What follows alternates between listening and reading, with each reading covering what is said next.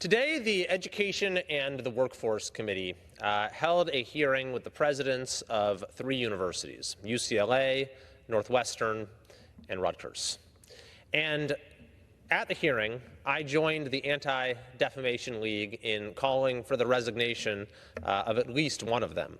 But I want to provide some reflection on what transpired today and what has transpired at several hearings that we've now had. We've had the chance to hear testimony and question 7 university presidents now. In addition to those 3, also Columbia, Penn, Harvard, and MIT.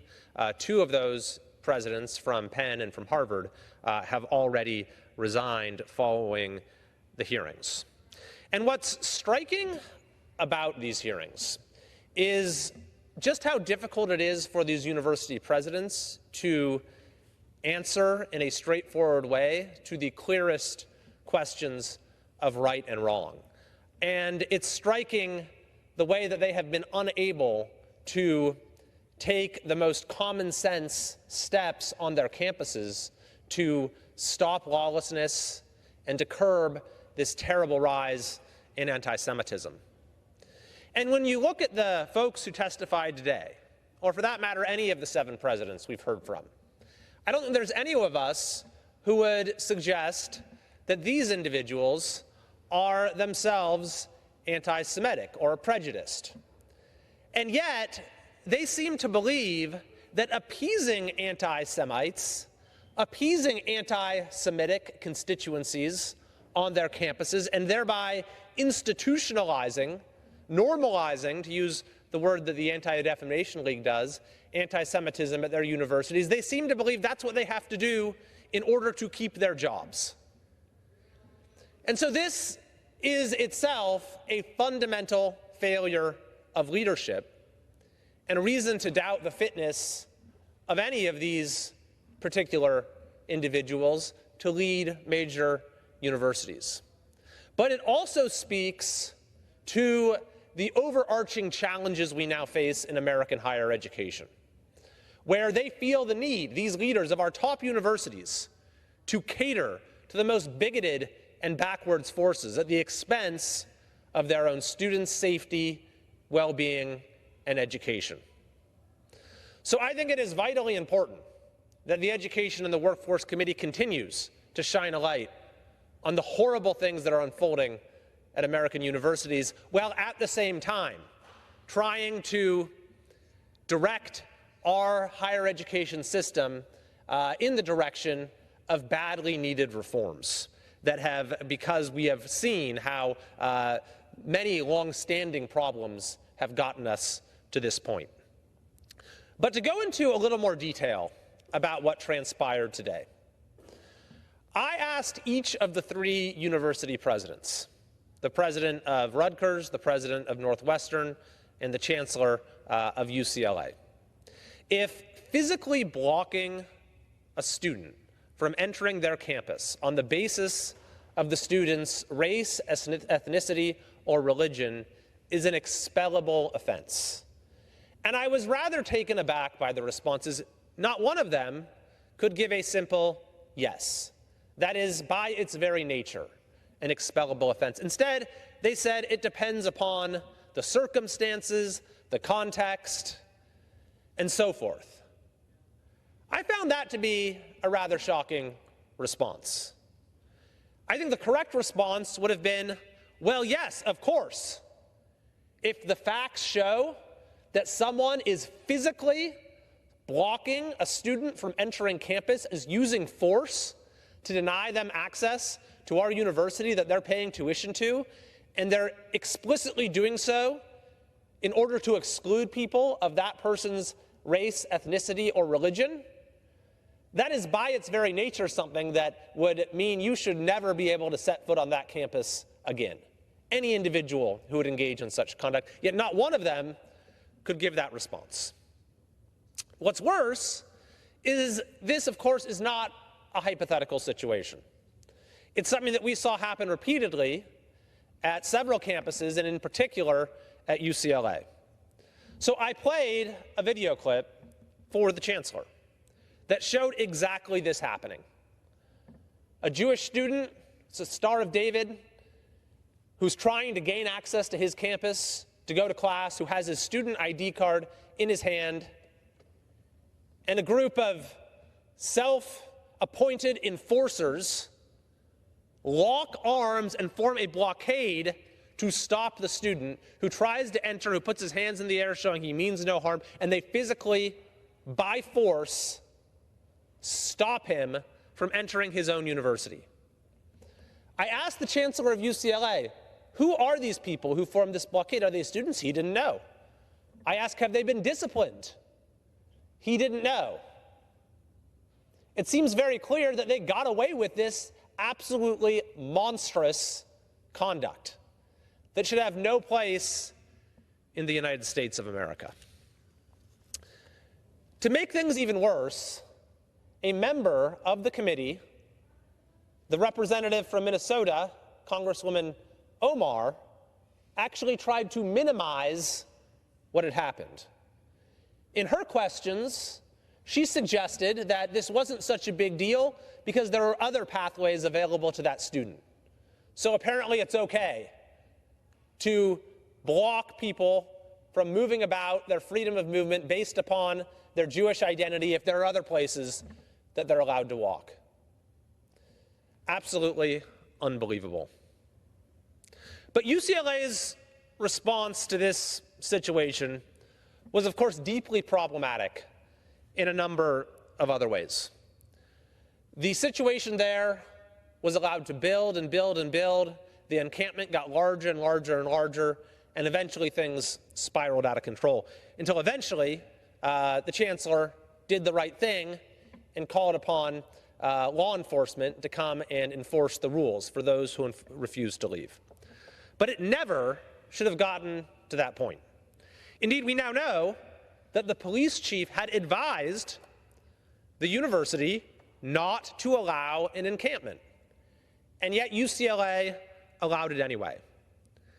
Now, Chancellor Block claims that there is a system-wide UC policy that prevented them from moving more quickly. If this is so, the University of California needs to change its policy. If it's really true that the university will not seek the assistance of law enforcement until violence actually manifests itself, that is a deeply problematic policy on a number of levels. Number one, it allows for the violence to happen until you actually do anything to protect students. Number two, it allows for all manner of other illegal activity to continue unabated so long as those engaging in it characterize their actions as a protest. We saw all kinds of illegal activity in this anti-Semitic encampment at UCLA. We saw self-appointed students set up checkpoints, as I mentioned before, stopping Jewish students from being able to get to class. And the university did very little, it would seem, to stop this from happening. Indeed, the chancellor couldn't even tell me what happened to the students caught on video who were responsible. Now, this particular university leader, Chancellor Block, has served for 17 years and is retiring and will not be at that university very soon. So I would leave it to the judgment of the UC system to decide what the consequences for him in particular should be, with just a few months remaining in his tenure. But I will say there is now news just today that a new encampment has started at UCLA, and I would suggest that the chancellor needs to learn from what just happened and make sure that that is taken care of in short order. But generally, I don't think it's my role to be deciding which university leaders should stay and which should go. Ideally, that would be decided upon using the appropriate channels, and that when you have clearly fireable conduct, the Board of Regents, the governance boards would take appropriate action. But where I would draw the line on a broad level, on a general level, and say that anyone who crosses that line is unfit to lead a university is the line that was drawn by the Anti-Defamation League, as well as the Brandeis Institute and others. In the specific case of the president of Northwestern, who also testified today. Now, what was different about what happened at Northwestern from some other universities, and I believe Northwestern was the first prominent university to do this, is that the university president actually ended the encampment by giving the lawless members of that encampment what they wanted. He agreed to their demands. So I want to go through in detail, just to have it on the record, what those demands were. But first, I'll read you the statement from the Anti-Defamation League, as well as the Brandeis Center and Stand With Us. It says as follows: as the three leading organizations in the United States holding colleges and universities accountable for creating hostile environments for Jewish students, we are shocked and dismayed by the agreement Northwestern University President Michael Schill reached on behalf of Northwestern University with encampment protesters yesterday. For the last 7 months and longer, Jewish Northwestern students have been harassed and intimidated by blatant anti-Semitism on campus, worsening since October 7th. Yesterday, at the time this was written, President Schill signed an agreement with the perpetrators of that harassment and intimidation, rewarding them for their hate. For days, protesters openly mocked and violated Northwestern's code of conduct and policies by erecting an encampment in which they fanned the flames of anti-Semitism and wreaked havoc on the entire university community. Their goal was not to find peace, but to make Jewish students feel unsafe on campus. Rather than hold them accountable, as he pledged he would, President Schill gave them a seat at the table and normalized their hatred against Jewish students. It is clear from President Schill's actions that he is unfit to lead Northwestern and must resign. President Schill capitulated to hatred and bigotry and empowered and emboldened those who have used intimidation, harassment, and violence to achieve their ends. Instead of issuing fines and suspensions in accordance with university policies, he awarded protest groups with scholarships, professorships, and a renovated community home. Instead of permanently shutting down the encampment and making campus safe for all, he told protesters that they can stay until June 1st. Instead of reaffirming a long-standing university policy rejecting the anti-Semitic boycott, divestment, and sanctions campaign, he created new pathways to its implementation. And instead of holding the perpetrators accountable, he committed Northwestern to actively defend, protect, and shield students from anyone else, such as potential future employers who may choose to hold the protesters accountable for their harassing and discriminatory conduct. The statement concludes, a prestigious institution that is supposed to be preparing our students for the future catastrophically failed to teach responsibility, respect for community values, and the fundamental principle that no one is above the law, regardless of how deeply or passionately they believe in their own cause. They reiterate, we call on President Schill to resign immediately and trust that if he fails to resign, the Board of Trustees will step in as the leaders of the university needs and remove him. Now, that statement was issued a couple weeks ago, of course, before the testimony that we heard today. And President Schill still has not resigned, and the Board of Regents still has not removed him. It can only be concluded that the Board of Regents is endorsing the institutionalization, the normalization of anti-Semitism that President Schill is responsible for by appeasing these demands. Now, there's the substance of the demands, which are deeply rooted in anti-Semitism, and then there's also the means by which they were achieved. Those means being force. And this is what I found particularly upsetting about the agreement reached by this president, President Schill of Northwestern, as well as President Holloway of Rutgers, is they congratulated themselves for it. They said that this was the way to negotiate a peaceful resolution. As a matter of fact, the exact words of the president were that this was a they negotiated with their students through dialogue rather than force. Through dialogue rather than force, and engaging our students with dialogue rather than force. Every part of that statement is utterly preposterous. First of all, a lot of them weren't students. I believe he even admitted to that. Second of all, this was not dialogue. The president, for one thing, did not even consult with his own anti-Semitism committee to ask if they were okay with this agreement. And in fact, 6 members of that committee resigned after he reached the agreement with the encampment. When he was asked at the hearing today if he had consulted with Jewish students, he said that was impractical. What an utterly preposterous statement. He decides to change university policy in response to the demands of an anti-Semitic encampment, and he says it's impractical to even consult with Jewish students. Engaging our students with dialogue rather than force. It wasn't just students. It was not dialogue. It was one-sided. And the entire negotiation, as it was predicated on force. The only reason he talked to them at all is because they set up an illegal encampment that was used to terrorize students, and they refused to leave when they were ordered to. What precedent does that set? What incentive does that set for others who want to achieve their objectives, even if they are unobjectionable objectives? That the way to get what you want on this campus is to use force, is to defy the rules, defy the law, refuse to leave when you're told to try to be as disruptive as possible.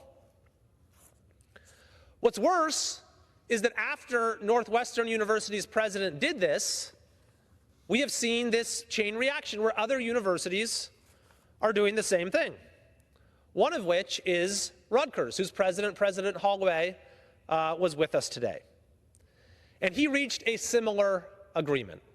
He said something similar. He said, we engaged our students in a conversation that led to a peaceful resolution. Again, an utterly preposterous statement.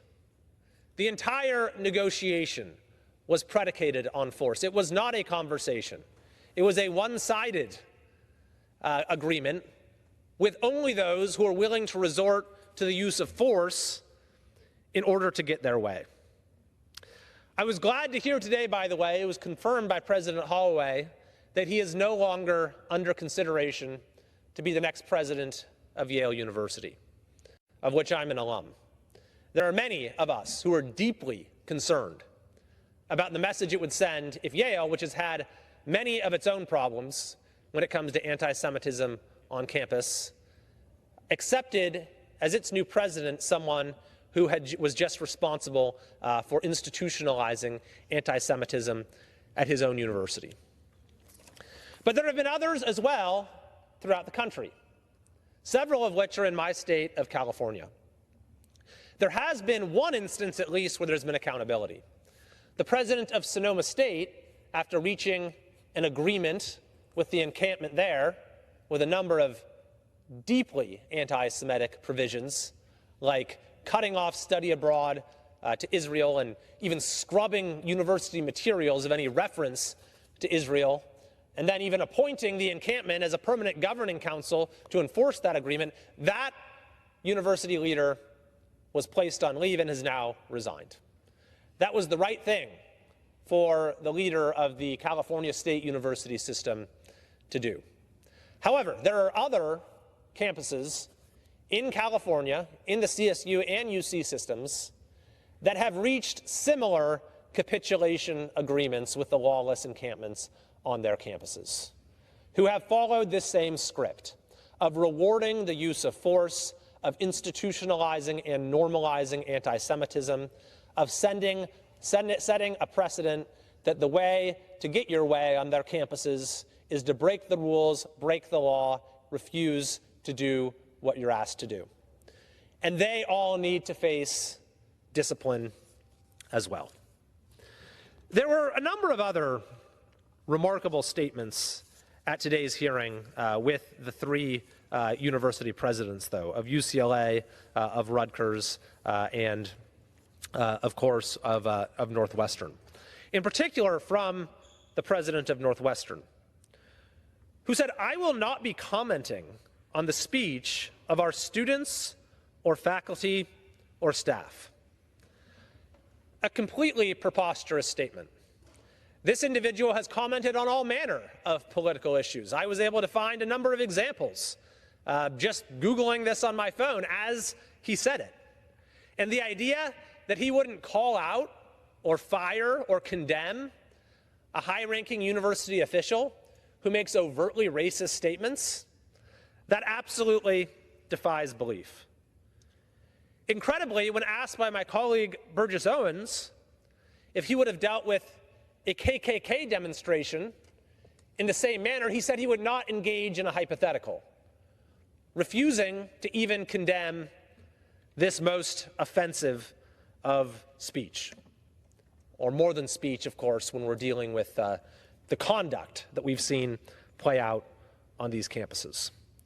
The president also said that, and the president I'm referring to is President Schill of Northwestern, that a police option on that campus was not possible. This is how he justifies just appeasing the demands of the encampment rather than enforcing the law. Well, I find that quite difficult to believe, that there couldn't have been a sufficient police response coordinating with local law enforcement to just ensure that those who were on the encampment left. But it's absolutely hypocritical when you look at the record of this president, President Schill, who actually reduced the police and defunded police when he was the president of the University of Oregon. So the committee, I know, is committed to continuing this investigation of anti-Semitism across American higher education. But it's also important to understand the need for broad reform in higher education based upon what we have learned. And there have been some encouraging signs lately.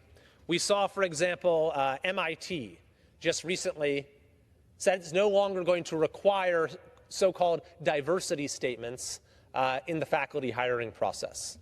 And even the Washington Post came out with an op-ed opposing the use of these diversity statements in hiring. I think our work is only just beginning. The hearings that we've seen so far have been deeply disturbing. It's highly important that we continue them and that we continue to keep an eye on every university that is failing to adequately address anti-Semitism in order to protect the students there, to protect their safety, and to protect their right to an education. But we also need to think about fundamental reform when it comes to academic freedom, when it comes to freedom of speech, when it comes to faculty hiring, and when it comes to so many of the other issues related to even the value of a higher education degree in America today. I truly believe this can be a turning point. America's universities have long been national assets that have helped us to become the greatest country in the world, the greatest economy in the world, the nation's leader in innovation on all fronts. And that is now in danger. So I look forward to continuing to work with the committee and colleagues on both sides of the aisle, because I want to say we had a number of colleagues across the aisle who asked very good questions and expressed appropriate concerns today as well, to work together to reclaim our universities as national assets rather than the liabilities that they've increasingly become.